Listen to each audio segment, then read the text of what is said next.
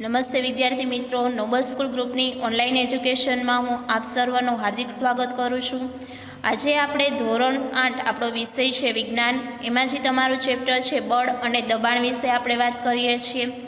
એમાં જે તમારી ટેક્સ્ટ બુક છે એનું પેજ નંબર તમારે 135 જોવાનો છે. આની પહેલાંનો જે લેક્ચર હતો એમાં આપણું લાસ્ટ ટોપિક કયો હતો તો કે સંપર્ક બળ. એમાં જે સ્નાયુ બળ હોય છે એનો કેવી રીતના આપણે ઉપયોગ કરીએ છીએ એના વિશે જોયું હતું.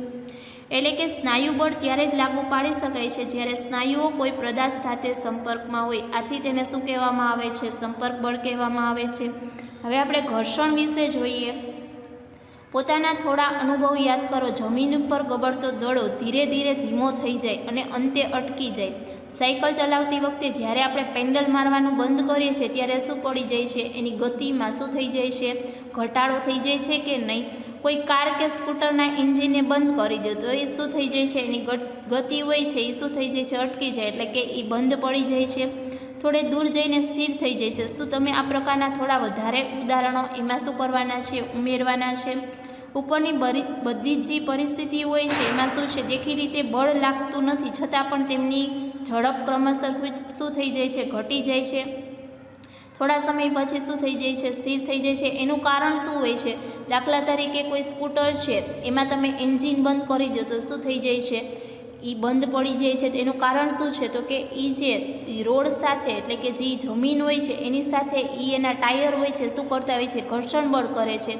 જ્યારે એન્જિન બંધ થઈ જાય, ટાયર પણ બંધ થઈ જાય, એટલે કે ઘર્ષણ બળ મળતું શું થઈ જાય છે? બંધ થઈ જાય છે. એટલે કે કાર્ય કરતું પણ શું થઈ જાય છે? બંધ થઈ જાય છે. આ બધા ઉદાહરણો પદાર્થની ગતિની અવસ્થામાં ફેરફારનું કારણ શું છે? તો કે ઘર્ષણ બળ છે.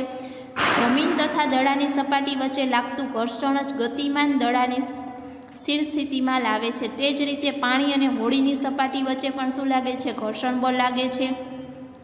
એકવાર હલેસો મારવાનું બંધ કરવાથી હોડીની સ્થિર થઈ જાય છે. ઘર્ષણ બળ ઘણા ગતિમાન પદાર્થો પર લાગે છે અને તેની દિશા હંમેશા પદાર્થની ગતિની વિરુદ્ધ દિશામાં હોય છે. કારણ કે ઘર્ષણ બળ બે સપાટીઓ વચ્ચે સંપર્કને લીધે ઉત્પન્ન થાય છે. તેથી તે સંપર્ક બળનું એક શું છે? તો કે ઉદાહરણ છે. આપણે બળ વિશે પ્રકરણ 12માં તમે વધારે શીખશો. બિન સંપર્ક બળો એટલે કે એવા કેટલાક સંપર્ક બળો છે જે શું છે? બિન સંપર્ક એટલે કે કાંઈ પણ વસ્તુને અડ્યા વગર એમાં શું લાગે છે? બળ લાગે છે. એમાં છે ચુંબકીય બળ. જો બે ચુંબક વચ્ચે આકર્ષણ અને અપાકર્ષણનું અવલોકન, એટલે કે કેવી રીતના બે ચુંબક હોય છે એની વચ્ચે જે આકર્ષણ અને અપાકર્ષણ થાય છે એના વિશે જોવાનું છે. તો કે જો એન ધ્રુવો હોય છે, તમે ધોરણ 7માં આ પ્રવૃત્તિ જોઈ ગયા હતા કે બે વિરુદ્ધ દિશામાં હોય તો એમાં શું થાય છે? આકર્ષણ થાય છે, એટલે કે ચુંબકીય બળ થાય છે. અને બે સરખી દિશા હોય તો એમાં શું થાય છે? આકર્ષણ થતું નથી, એટલે કે બે પદાર્થો છે એ ગતિ કરી શકતા નથી. બીજા ચુંબક નજીક લાવતા શું નળાકાર પણ રાખેલો ચુંબક ગતિ કરે છે? શું તમે હંમેશા નજીક લાવવામાં આવતા ચુંબકની દિશામાં ગતિ કરે છે? આ બધા અવલોકનો સૂચવે છે. શું એનો અર્થ એવો થાય છે કે બે ચુંબક વચ્ચે કોઈ બળ ચોક્કસ લાગતું હશે. જો આવા પદાર્થોએ ચુંબક બીજા ચુંબક ઉપર સંપર્ક કરવામાં આવ્યા વગર પણ બળ લગાડી શકે છે અને ચુંબક દ્વારા લાગતું બળ એ શું છે? તો કે અસંપર્ક બળ છે. એટલે કે એમાં એક પણ પ્રકારનું બળ લાગતું નથી, પણ આકર્ષણને કારણે જે બળ લાગે છે એને કારણે એ બે શું કરે છે? ગતિ કરે છે. સ્થિત વિદ્યુત બળ એટલે કે શું? એના વિશે જોઈએ તો કે સ્ટ્રોને કાગળના ટુકડા હોય છે એની સાથે ઘસવાથી સ્ટ્રો સ્થિત વિદ્યુત ભાર શું કરે છે? ઉત્પન્ન કરે છે. જે ઉપરની પ્રવૃત્તિમાં જો આખી પ્રવૃત્તિ કેવી રીતના દર્શાવવામાં આવેલી છે ને એમાં સ્ટ્રો કેવી રીતના ગતિ કરે છે એના વિશે આપણે જોયું. એક વિદ્યુત ભારિત પદાર્થ વડે બીજા વિદ્યુત ભારિત કે વિદ્યુત ભાર રહિત પદાર્થ ઉપર લાગતા બળને સ્થિત વિદ્યુત બળ કહે છે.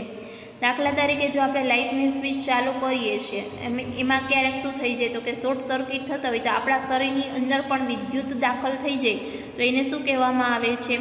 તો કે સ્થિત વિદ્યુત બળ હોય એમાંથી શું થઈ જાય છે? એકદમ ગતિમાં આવી જાય છે અને આપણા શરીરની અંદર પણ એ શું થઈ જાય છે? પ્રવેશી જાય છે. ગુરુત્વાકર્ષણ બળ એટલે કે શું? તમે જાણો છો કે કોઈ સિક્કો કે પેન તમારા હાથમાંથી છટકી જાય તો એ ક્યાં પડે છે? તો કે જમીનમાં જ પડે છે. તો એનું કારણ શું છે? તો કે ગુરુત્વાકર્ષણ બળને કારણે. અને ગુરુત્વાકર્ષણ બળ એ આપણને ખ્યાલ છે કે ન્યૂટન નામનો જે વૈજ્ઞાનિક હતો એને આપણે એ ગુરુત્વાકર્ષણ બળની શોધ કરી છે કે ઉપરથી સફરજન પડે છે નીચે જ કેમ આવે છે એને પ્રશ્ન થાય છે અને પછી શું કરે છે? આ જે ગતિનો નિયમ છે એ પોતે શોધે છે. એટલે કે હંમેશા ઉપર વસ્તુ હોય છે એ નીચે જ પડે છે, નીચે પડેલી વસ્તુ પાછી ઉપર જઈને પાછી ક્યાં આવી જાય? નીચે જ આવી જાય, ઉપર હવામાં લટકતી નથી. જ્યારે સિક્કો તમારા હાથમાં પકડાયેલો હોય ત્યારે તે સ્થિર અવસ્થામાં હોય, જેવો તેને ઉછાળવામાં આવે ત્યારે શું થઈ જાય છે? ગતિમાં અવસ્થા આવી જાય છે. જો બળને ગુરુત્વ બળ અથવા ગુરુત્વાકર્ષી બળ અથવા માત્ર ગુરુત્વ કહે છે. ગુરુત્વ બળ બધા જ પદાર્થો પર શું કરતું હોય છે? લાગે છે. દબાણ એટલે કે શું? એના વિશે જોઈએ. તમે ધોરણ 7માં શીખ્યા કે વંટોળ કે ચક્રવાત વખતે તોફાની શું આવે છે? પવન આવે છે. ઘરની છતને પણ શું કરે છે? ઉડાવી દે છે. તો ઈસયને કારણે હવા છે એ દબાણ કરે છે, એને કારણે જે ઉપર જે છાપરા એટલે કે જે છત રહેલી હોય છે એ શું કરે છે? ઉડી જાય છે. એટલે અહીંયા દબાણ છે, હવા છે એ શું કરે છે? પોતે બળ કરે છે, અને એટલે દબાણ વડે એ શું થઈ જાય છે? ઉડી જાય છે. કોઈ લાકડાના પાટિયામાં એક ખીલીને તેના શીર્ષથી ઠોકવાનો શું કરો? પ્રયત્ન કરો. શું તમે સફળ થાવ છો? હવે ખીલીને તેના અણીદાર છેડા એટલે કે એનાથી તમે શું કરો? એને ઠોકવાનો પ્રયત્ન કરો તો એ શું થઈ જશે? તો એ અંદર જે ખીલી છે એ લાગી જશે, પણ એના શીર્ષથી એ લાગશે નહીં. એટલે કે તમે દબાણ છે કેવી રીતના આપી શકો એના ઉપર આધાર રાખે છે, સામે પદાર્થ કેવો છે. હવે દબાણ શોધવા માટેનું સૂત્ર કયું છે? તો કે દબાણ બરાબર બળ એના છેદમાં જે સપાટી પર લાગતું હોય તેનું ક્ષેત્રફળ, એટલે કે P બરાબર F ના છેદમાં A. આ સૂત્ર તમને પૂછાઈ શકે, અને આના દાખલા પણ તમારે શું કરવાના છે? આવે છે. એ જે તમારી પાછળ સ્વાધ્યાય છે એ તમારે ઘરે જે તમે સાયન્સની ટેક્સ્ટબુકમાં કરતા હોય એમાં તમે આ સૂત્રના આધારે દાખલા કરી શકો છો. જો ભારે વજનને લઈ જતો તમે કુલી જોયો હોય છે, તો કે એ કુલી શું કરે છે? તો કે એ બધા પદાર્થ હોય છે એનો શું કરતા હોય છે? કે એ ઉપાડતો હોય છે. ઉપરના સૂત્રમાં ક્ષેત્રફળમાં છેદ, તે જો બળ સમાન હોય તો પૃષ્ઠનું ક્ષેત્રફળ જેટલું ઓછું હોય તેના ઉપર લાગતું દબાણ એટલું જ વધારે હશે. ખીલીના અણીદાર ભાગનું ક્ષેત્રફળ અને તેના શીર્ષના ક્ષેત્રફળ કરતાં ઘણું શું હોય છે? ઓછું હોય છે. એટલે કે ક્ષેત્રફળ એટલે કે જ્યાં તમે બળ લગાવો છો ત્યાં કઈ પ્રકારનું, ત્યાં શીર્ષ એટલે કે જો અહીંયા ખીલી છે તો એના શીર્ષ દ્વારા લગાવો છો તો ત્યાં સામે કેવો પદાર્થ છે એના ઉપર આધાર રાખે છે. પ્રવાહી તથા વાયુ દ્વારા લગાડવામાં આવતું દબાણ, જે તમે પ્રવૃત્તિ 11.8 છે એના દ્વારા જોઈ શકો કે પાત્રના તળિયે પાણીને કારણે લાગતું દબાણ સ્તંભની ઊંચાઈ ઉપર શું રાખે છે? આધાર રાખે છે.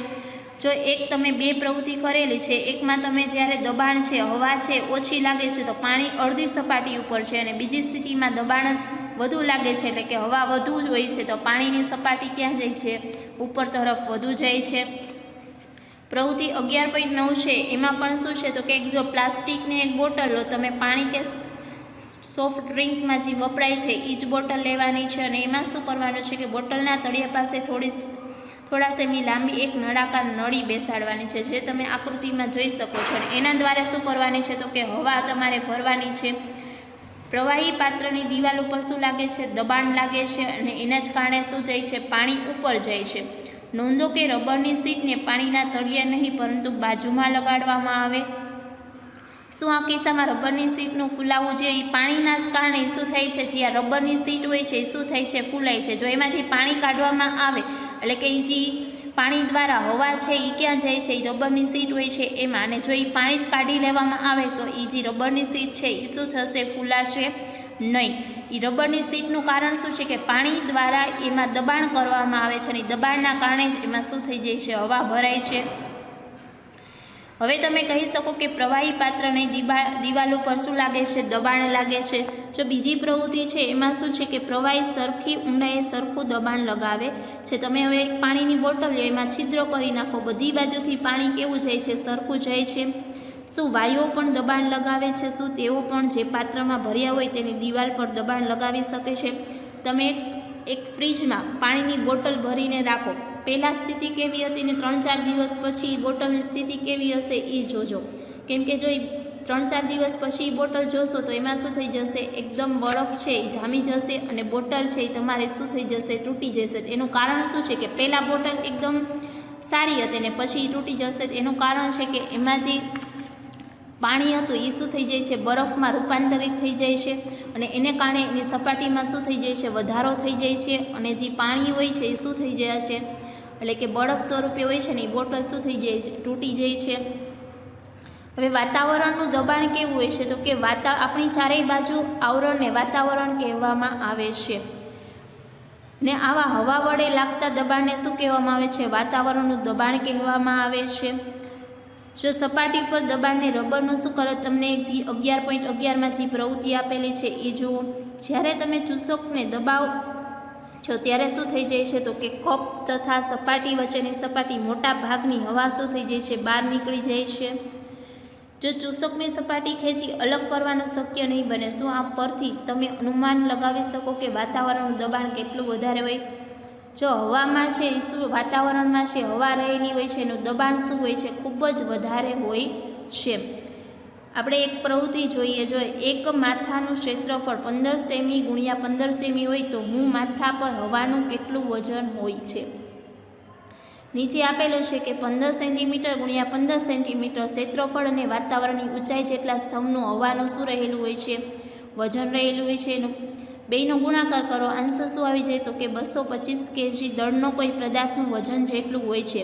આવા વજનની નીચે આપણે દબાઈને કચડાઈને કેમ નથી જતા? એનું કારણ એ છે કે આપણા શરીરની અંદરનું દબાણ પણ વાતાવરણના દબાણ જેટલું જ હોય છે. એટલે કે જો હવા આવે છે તો આપણે ઉડી કેમ નથી જતા, એવો વિચાર આવવો જોઈએ ને. તો એનું કારણ શું છે કે આપણા શરીરની અંદર પણ એટલું દબાણ રહેલું છે કે એ હવા સામે શું કરે છે? ટકી શકે. એના સામે જો તમે કોઈ કાગળ રાખો તો એ કેમ ઉડી જાય છે? તો કે એનામાં એવી શક્તિ અથવા બળ હોતું નથી કે જે હવા સામે એ ટકી શકે. શું તમે જાણતા હશો? જો નીચે તમને એક શું આપેલી છે? અર્ધગોળને ખેંચતા ઘોડાઓની એક વાર્તા આપેલી છે, એ તમારે ઘરે રીડ કરવાની રહેશે. જો તમારા ઉપર માથા ઉપર વાતાવરણનું દબાણ, તમે કોઈ પદાર્થ હોય છે એની ઉપર માથા ઉપર રાખો ને તમે એ હવાનું દબાણ કેવી રીતના થાય છે એ પ્રવૃત્તિમાં આપણે જોઈ શકીએ છીએ. વિદ્યાર્થી મિત્રો, અહીંયા આપણું ચેપ્ટર શું થાય છે તો કે પૂરું થાય છે. આની પછીનો જે લેક્ચર હશે એમાં આપણે નવા ચેપ્ટરની શરૂઆત કરશું. Thank you.